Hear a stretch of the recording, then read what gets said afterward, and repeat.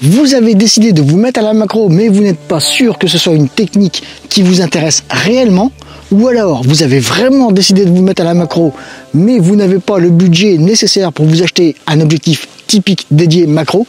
Eh bien écoutez, dans ma main, je possède une solution alternative, la lentille close-up de chez Nissi, et au sein de cette vidéo, nous allons tester cette lentille sur le terrain et voir ce qu'elle nous apporte réellement du côté macro.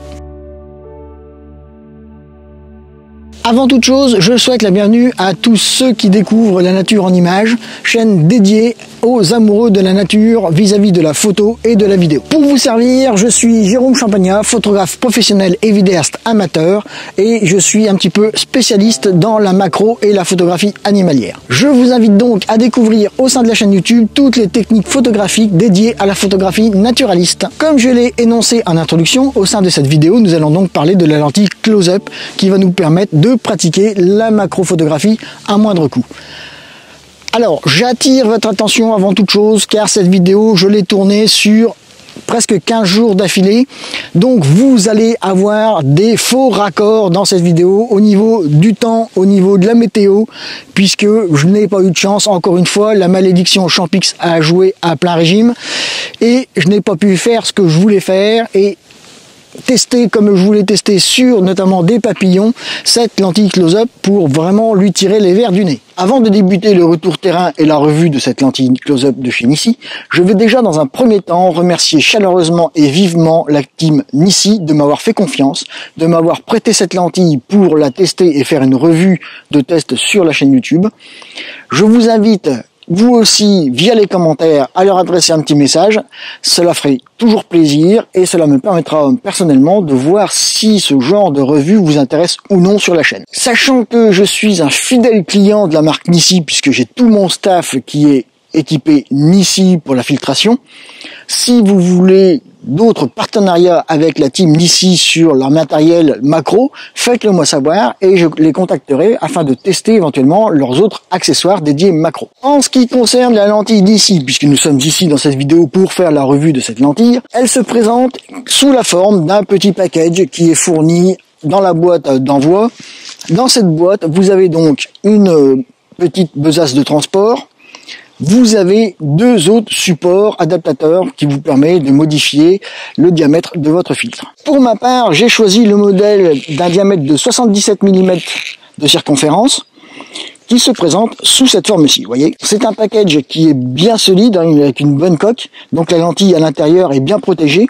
De plus, il y a une petite moquette qui permettra d'éviter toute marque d'abrasure intempestive suite au mouvement parasite à l'intérieur de la boîte. Mais comme vous pouvez le constater, la lentille close-up, elle, est protégée par deux petits capuchons en plastique. Alors, elle est exactement livrée dans le même conditionnement que pour un objectif. C'est-à-dire que il y a un capuchon de face avant et un capuchon de face arrière pour protéger les deux côtés de la lentille. Lorsque j'enlève les deux capuchons de la lentille, vous voyez, elle se présente sous cette forme. Comme je vous l'ai expliqué il y a quelques instants, cette lentille a un diamètre de 77 mm.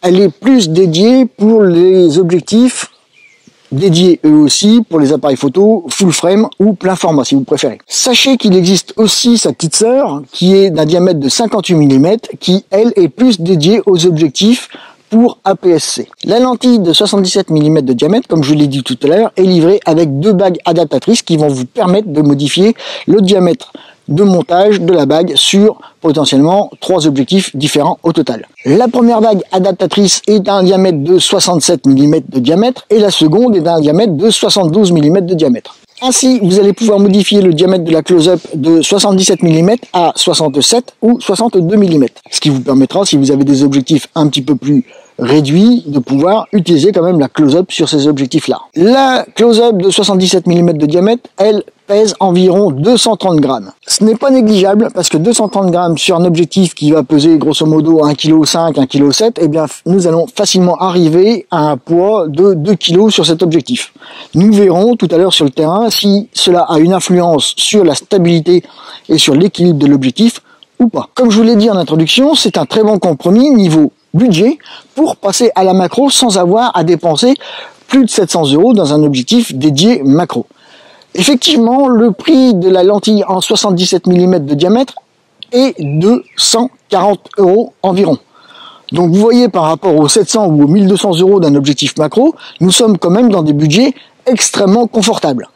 Alors, pour ma part, étant donné que je suis un petit peu spécialisé dans la macro et que je pratique la macro depuis de nombreuses années, comme vous avez pu le constater pour celles et ceux qui connaissent la chaîne, j'ai testé de nombreux objectifs macro, donc j'ai un petit peu un œil averti à ce niveau-là, et je vais être très exigeant par rapport à la lentille close-up que nous allons tester sur le terrain. Je pense que pour 140 euros, vous ne risquez pas grand-chose, hormis le budget que ça la demande, et Dieu sait qu'au jour d'aujourd'hui, je compatis par rapport au budget de plus en plus restreint de tout un chacun, mais 140 euros au lieu de 700 ou de 1200 euros, cela reste quand même ultra raisonnable et cela va vous permettre de commencer la macro dans des domaines vraiment dits de macro. J'attire quand même l'attention des débutants en macro puisque cette lentille close-up, elle, est vraiment particulière. Elle va faire en sorte de vous mettre dans des situations que vous n'avez pas forcément l'habitude. Comme je vous l'ai dit en introduction, ma spécialité est un petit peu la macro, puisque je la pratique depuis de nombreuses années. J'ai donc acquis des réflexes et des habitudes, et en ce sens, je pense que la close-up va venir bouleverser mes habitudes, mais pour celles et ceux qui me suivent, vous savez ô combien j'aime être bouleversé et ô combien sortir de son domaine de prédilection, sortir de son domaine de confort n'est que avantageux pour sa pratique photographique. Cela vous permet de continuer à progresser et de continuer à vous poser les bonnes questions. Effectivement, l'utilisation de cette lentille close-up va bousculer un petit peu les prérequis. À un point où ma pratique photographique, mes réflexes, mes habitudes, ma zone de confort fait que j'ai été un petit peu effrayé par ce que j'ai lu sur le site internet de Nissi quant à l'utilisation de cette close-up, puisque par rapport à l'ouverture d'utilisation, Nissi préconise une ouverture de f8 à f16. Alors oui, vous avez bien entendu, f8, f16. Dans certaines situations, vous pourrez même avoir la possibilité de monter l'ouverture à f22. Bon, alors attention à f22 parce que là, c'est l'objectif qui risque de déconner un peu. Mais ceci dit, vous voyez, la plage d'utilisation au niveau de l'ouverture de vos objectifs doit se situer entre f8 et f16. C'est encore un point positif par rapport à cette lentille puisque vous allez avoir dans des objectifs dits trans standard grand public des ouvertures qui ne seront pas forcément accessibles, que ce soit à f4 et encore moins à f2.8. Donc là, nous restons entièrement dans des ouvertures d'objectifs grand public. C'est encore un point positif quant à l'acquisition de cette lentille puisque vous n'avez pas à acheter des objectifs avec des grosses ouvertures. Vous pouvez utiliser cette close-up avec les objectifs que vous possédez au jour d'aujourd'hui. C'est d'autant d'économies réalisées. Et en parlant d'économies réalisées, eh bien cela m'amène tout bonnement à vous parler de la chaîne YouTube puisque pour celles et ceux qui ne sont pas forcément habitués ou qui ne connaissent pas bien la chaîne YouTube, vous avez des offres de souscription à votre disposition qui vous permettent de soutenir la chaîne ou qui vous permettent de prendre des cours avec moi par visioconférence, que ce soit en collectif ou en individuel. Je vous renvoie à la page souscription de la chaîne YouTube pour vous renseigner et ainsi peut-être nous rejoindre dans nos prochaines visioconférences. N'hésitez pas. Sinon, comme d'habitude, pensez à vous abonner à la chaîne YouTube, pensez à liker, ça aidera au référencement de la vidéo et au référencement de la chaîne YouTube. Continuons si vous le voulez bien. Alors pour celles et ceux qui suivent la chaîne YouTube et qui ont vu les vidéos sur le comment faire pour progresser en macro, vous m'avez tous entendu dire que je pratique la macro avec des ouvertures allant de f2.8 à f5.6 grand maximum. Que dans des très rares cas, je vais jusqu'à f8. Mais f8, ça reste un domaine où j'y vais 2% de mon temps en macro. Donc là, lorsque j'ai vu que Nissi préconisait f16 à f22, j'ai dit fou. Ça va piquer. Nous verrons cela sur le terrain. Par contre, vu que Nissi préconise une focale de 70 mm à 300 mm, inutile de vous dire que sur des focales plus courtes, vous allez avoir un léger souci d'utilisation. Effectivement, parce que la lentille n'est pas faite pour travailler avec des grands angles ou des hyper grands angles. Eh bien oui, parce que lorsque vous allez avoir une focale qui va tomber, nous allons dire, sous les 20 mm, déjà, même à 24, je pense que nous allons avoir le problème. Mais si nous disons de 24 à 15 mm, par exemple, de focale, vous allez avoir un vignettage important. Et plus vous allez descendre en focale, plus vous aurez ce vignettage important, puisque tout simplement, vous allez voir les bords de la lentille dans votre cadrage. Pour celles et ceux qui ont des objectifs APS-C qui ouvrent de 18 à 135, par exemple, attention à votre utilisation de la lentille. Ne descendez pas en dessous des 70 peut-être 50, faites l'essai, mais ne descendez surtout pas en dessous des 50, sinon vous allez louper vos photos. Et après, je me demande si au niveau géométriquement parlant des photos, au niveau des distorsions, perspectives et tout ça, si cela est encore judicieux et si cela permettra d'avoir des photos agréables à regarder. Alors peut-être que d'un point de vue artistique, cela va apporter un plus, peut-être que cela va apporter des petites différences par rapport à une utilisation dite normale.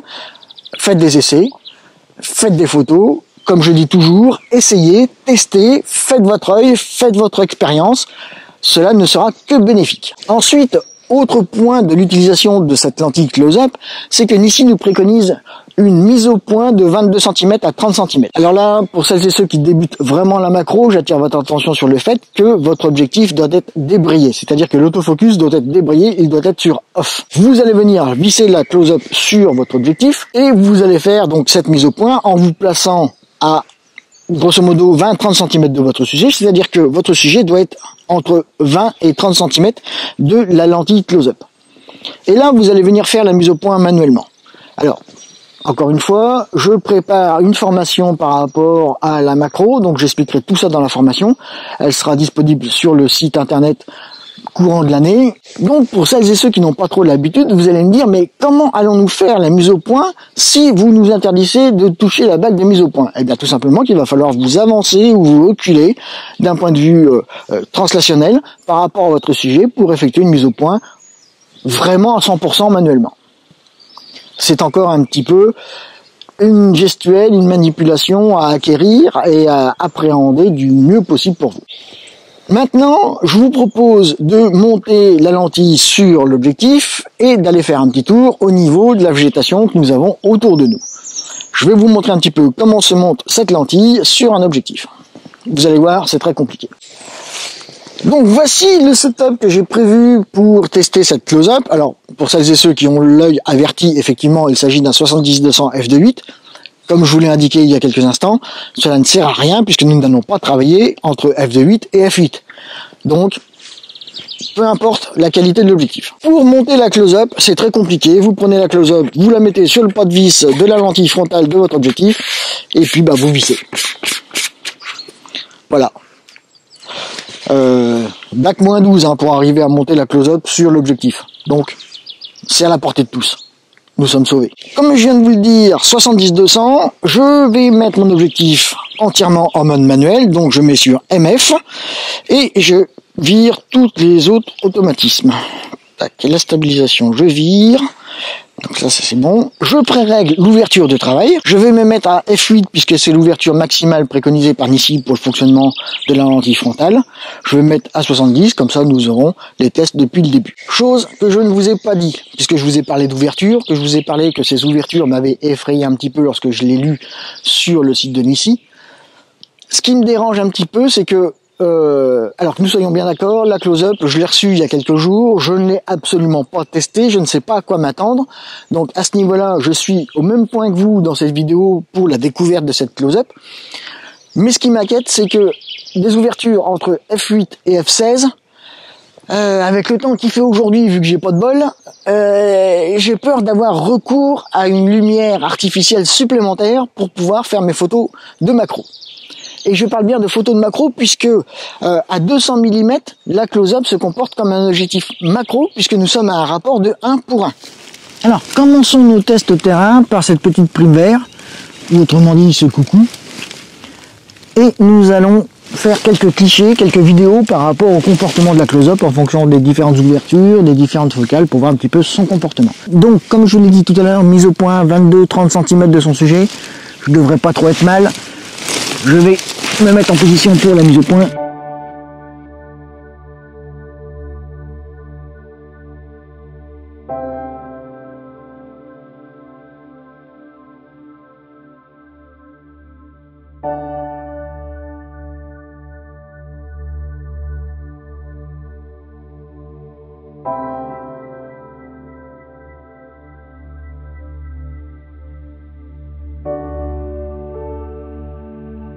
Eh bien, première agréable surprise parce que à F8, j'ai quand même beaucoup de lumière. Si je regarde, je suis à 200 ISO pour 1/60e de seconde. Je vais essayer de monter à 200 à 2 centièmes de seconde. Et au 2 centièmes de seconde, j'ai 640 ISO. Ah oui, parce que je m'étais mis en mode automatique pour voir justement un petit peu comment allait se comporter l'appareil photo au niveau des ISO. Eh bien, encore une fois, je dois dire que je suis agréablement surpris par rapport à cela. Cela reste très très lumineux malgré F8. Voyons maintenant dans le ton comment cela se comporte à F16. Donc F16, 240 ISO. Et je suis... Ah oui, par contre, là, c'est normal, ça monte à 2500 ISO. Donc, F8, 640 ISO. F16, 2500 ISO. Ouais, ça pique un peu quand même à F16. Bon, si je monte à F22, pour pousser le vis, nous sommes à 5000 ISO. Et là, on commence un petit peu à être dans les photos du journal du centre. Allez, on va faire quelques vidéos.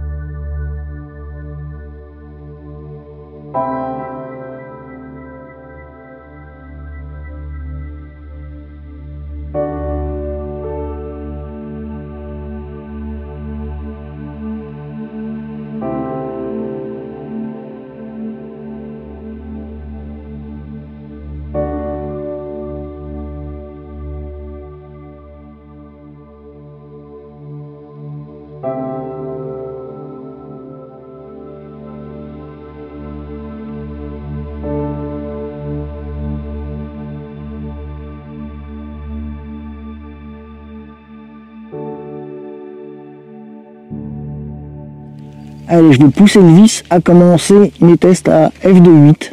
Je vais basculer en mode vidéo l'Alpha 1 pour pouvoir vous montrer un petit peu comment cela se comporte sur le terrain.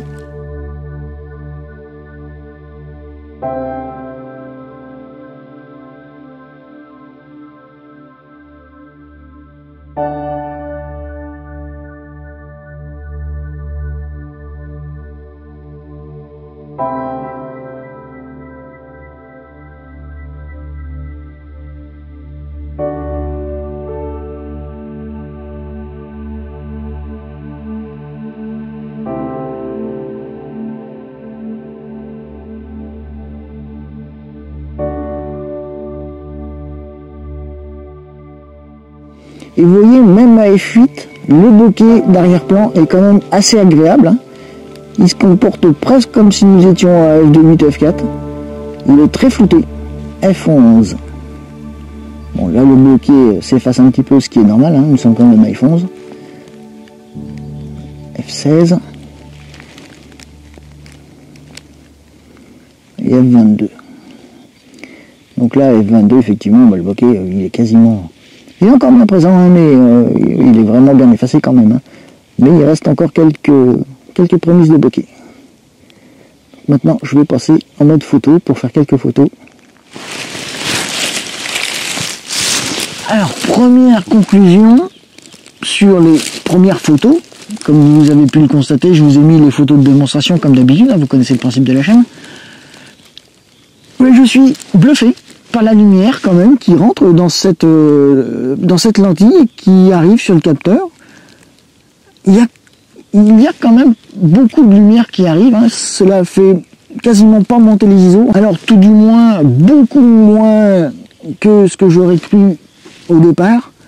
Donc là je suis agréablement surpris par rapport à la close-up et par rapport à la quantité de lumière apportée et par rapport à la qualité de cette lumière qui nous permettra peut-être d'avoir des ISO qui vont un petit peu se récupérer au niveau du post-traitement. Encore une fois, vous avez vu le post-traitement, moi je ne l'ai pas encore vu, mais vous avez la version finale des photos à l'écran. Sachant que là j'étais à 70 mm. Maintenant je vais passer à 200 mm, ce qui va me permettre d'avoir un rapport de 1 pour 1. Je vous rappelle, à 200 mm, la close-up se comporte comme un objectif macro à part entière, rapport 1 pour 1. En ce qui concerne la close-up et les 230 grammes qu'elle apporte au niveau de l'objectif en frontal, je n'ai pas de désagréable sensation par rapport à la présence de cette close-up en bout de mon objectif, notamment que ce soit 70 ou à 200 mm. Et je n'ai pas cette sensation de basculement de l'appareil photo en avant que pourrait apporter les 230 grammes de la close-up. Alors évidemment, il faut aller chercher la mise au point. Comme je vous l'ai expliqué tout à l'heure, nous venons chercher la mise au point avec un mouvement de translation horizontale. À 200 mm, le bokeh est extrêmement agréable derrière, même F8, F11, F16.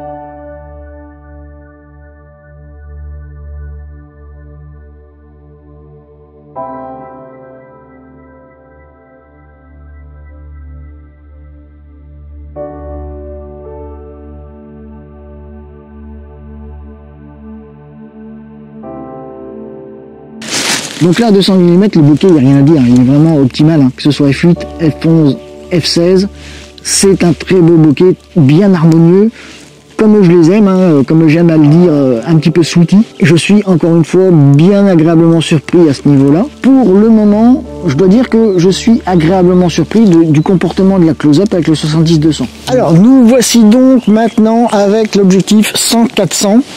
J'ai apporté cet objectif pour bien faire le distinguo entre le 70-200 et le 100-400 et voir un petit peu la différence d'utilisation de cette lentille, que ce soit sur un de ces deux objectifs.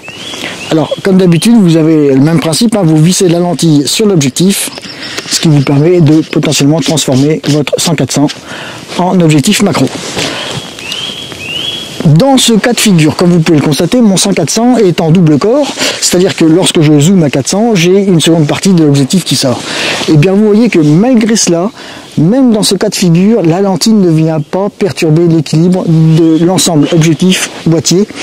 Cela reste quand même assez bien équilibré, encore une fois, et en aucun cas je peine à compenser les 230 grammes de la lentille. À ce niveau-là, je dois dire que aussi bien sur le 70-200 que donc sur le 100-400, c'est assez agréable de ne pas avoir à compenser un poids supplémentaire.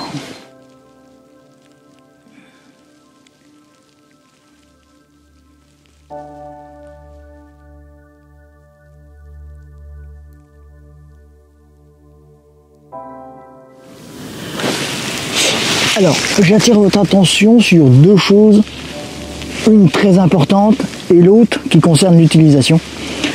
Enfin, les deux concernent l'utilisation, mais une beaucoup plus dans la gestuelle que dans l'utilisation. Comme je vous l'ai dit tout à l'heure, comme vous pouvez le voir au niveau de mes yeux, là j'ai le soleil directement en face de moi, donc je cligne un peu des yeux. C'est une lentille qui a un pouvoir de grossissement un petit peu à l'image d'une loupe. Nous pourrions dire que c'est une loupe. Ceci dit, vu que c'est une loupe, que le soleil étant présent, faites très attention à votre capteur. Parce que si c'est une loupe et si cette lentille se comporte comme une loupe, elle va concentrer les faisceaux du soleil qui vont rentrer dans la loupe et pour les amener sur le capteur.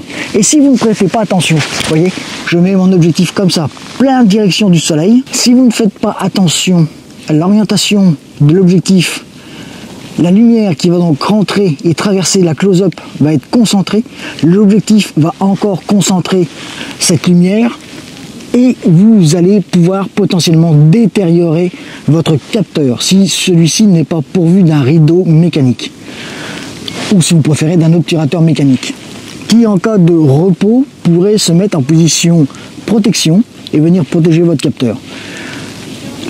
Donc dans l'utilisation à proprement parler, vous allez faire attention, mais par contre lorsque vous êtes en billboard, que vous vous déplacez de point en point comme je fais un petit peu dans ma pratique, vous risquez à un moment donné, sans vous en rendre compte, d'orienter l'ensemble vers le soleil. Et en ce cas-là, il se peut que vous apportiez un dommage irréversible à votre capteur. Donc attention, protégez bien la lentille close-up de l'entrée des rayonnements du soleil et surtout lorsque vous vous déplacez. N'hésitez pas à mettre la protection de votre objectif, le capuchon si vous préférez de votre objectif lorsque vous vous déplacez. Et la seconde chose, c'est que dans l'utilisation propre de la lentille, donc Nissi préconise une utilisation de focale entre 70 et 300. Et je vous confirme que dans la pratique ici, lorsque j'essaye de faire la mise au point sur ces petites fleurs, j'ai un mal de chien en manuel à faire la mise au point correcte avec la lentille au 400 mm. C'est très compliqué, à tel point que j'ai dû réembrayer l'autofocus de mon objectif pour pouvoir réussir à faire une mise au point à 400 mm.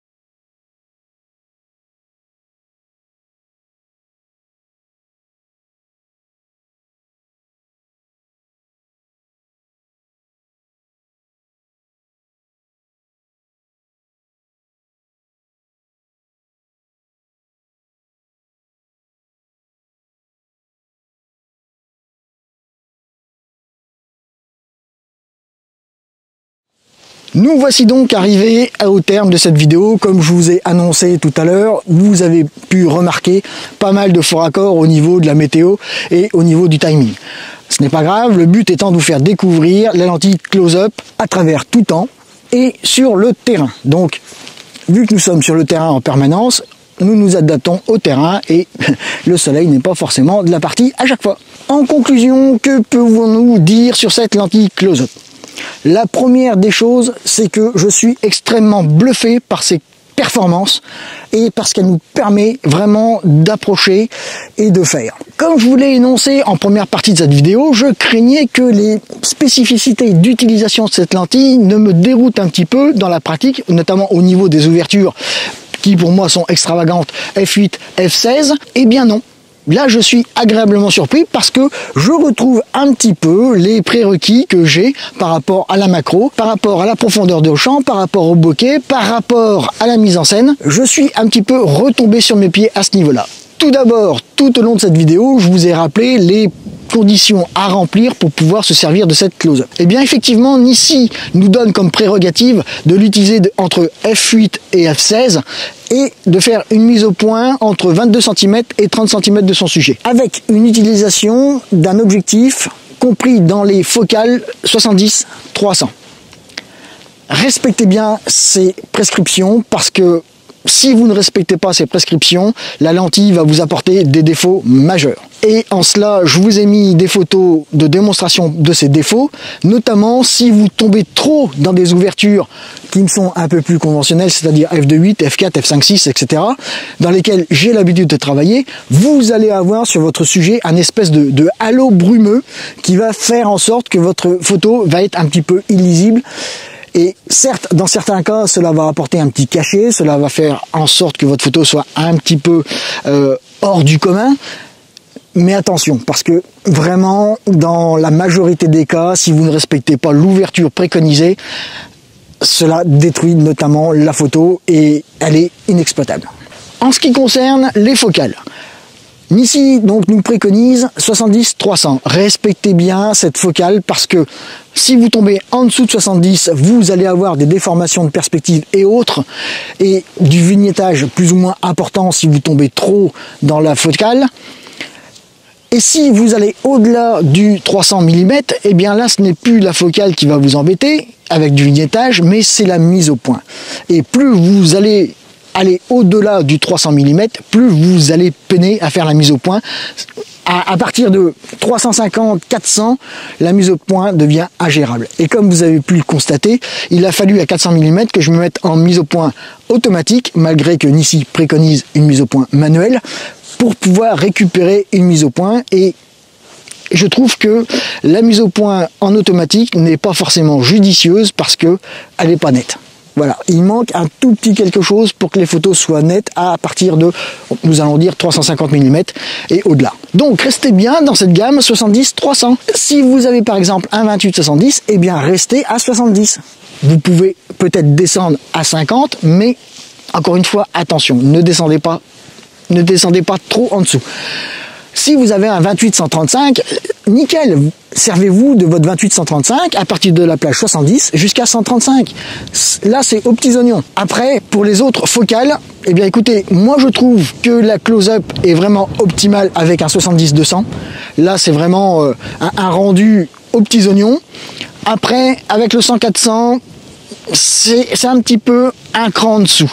Attention à cela, même si, je veux dire, d'un point de vue rapport rendu, c'est quasiment similaire, mais nous sentons bien que entre un objectif 70-200 et un objectif 100-400, il y a une petite perte de qualité avec un 100-400. Encore une fois, respectez la focale pour laquelle est destinée cette lentille close-up. Afin de conclure cette vidéo, et ce sera mon dernier mot Jean-Pierre, mon ressenti par rapport à cette lentille close-up, c'est que, alors, elle ne va pas remplacer à 100% un objectif macro, puisque c'est une lentille grossissante, comme nous l'avons vu, mais elle vous permet de tutoyer vraiment la macro presque du bout des doigts.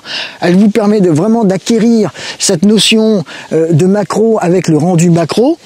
Vous pourrez avoir des rapports de grossissement équivalents à la macro, c'est-à-dire du 1 pour 1, et peut-être au-delà si vous utilisez un 400 ou un 500 mm, mais encore une fois, attention à ces focales. Là où je trouve que cette lentille est extrêmement judicieuse, c'est lorsque vous partez en voyage. Vous n'avez pas besoin d'emmener un objectif macro. Cette lentille vous suffira largement puisque vous allez prendre votre 70-200 par exemple et puis votre 150-600.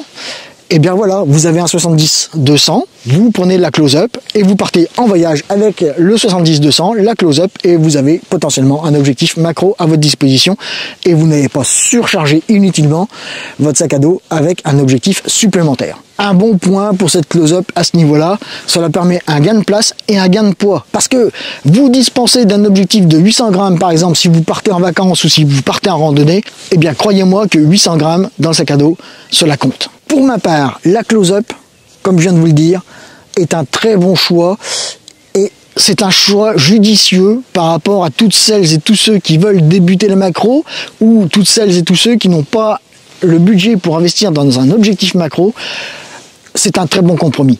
Encore une fois, pour 150 € la version, on peut dire hybride, et 80 € la version APS-C, c'est quand même un budget ultra abordable qui va vous permettre de toucher la macro et de pouvoir pratiquer la macro à moindre coût sans avoir à investir dans un autre objectif comme je l'ai dit bien avant dans la vidéo. Pour celles et ceux qui décident d'acheter la lentille close-up, je vous mets comme d'habitude dans les commentaires un lien vous permettant d'aller directement sur la page Nissi pour voir la close-up en question. Vous pouvez bénéficier grâce au code, c'est pareil que je vous mets en commentaire sur Nissi d'une petite ristourne. Alors c'est pas grand chose, mais c'est toujours le geste qui compte. D'ailleurs, je remercie Nissi de faire ce petit geste par rapport à la chaîne et par rapport aux éventuels bénéficiaires de la chaîne qui regardent cette vidéo. Cela est toujours agréable d'avoir une petite ristourne lorsque l'on achète quelque chose. Donc, personnellement, je remercie Nissi de l'avoir fait.